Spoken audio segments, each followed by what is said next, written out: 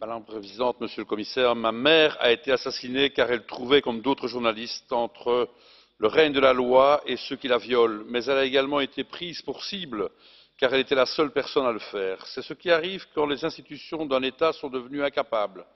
La dernière personne à rester debout est souvent un journaliste. C'est par ces mots que le fils de la journaliste d'investigation maltaise Daphne Caruana Galizia, assassinée dans l'explosion de son véhicule, qualifiait le meurtre de sa maman. Le moment que vous avez décidé de m'accorder ici dans cet hémicycle, j'ai eu envie de lui consacrer à elle et à tous ces lanceurs d'alerte qui risquent leur vie pour ce qu'ils estiment être juste. Et le combat de cette journaliste maltaise était juste, elle servait bien l'intérêt général.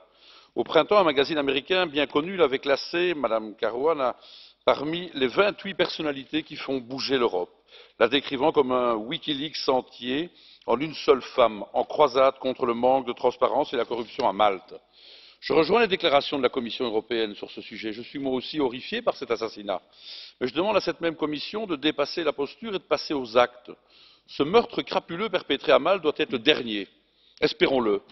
Nous attendons avec impatience que la Commission européenne propose enfin une législation qui protège les lanceurs d'alerte, comme d'ailleurs lui suggère le Parlement européen via plusieurs requêtes. Enfin, il faut prendre conscience que la disparition de Daphne est une attaque contre la liberté d'expression, est une attaque contre ceux qui luttent pour une bonne gouvernance, est une attaque contre tous ceux qui en Europe se battent pour plus de justice. Ils ont voulu l'assassiner pour la faire taire.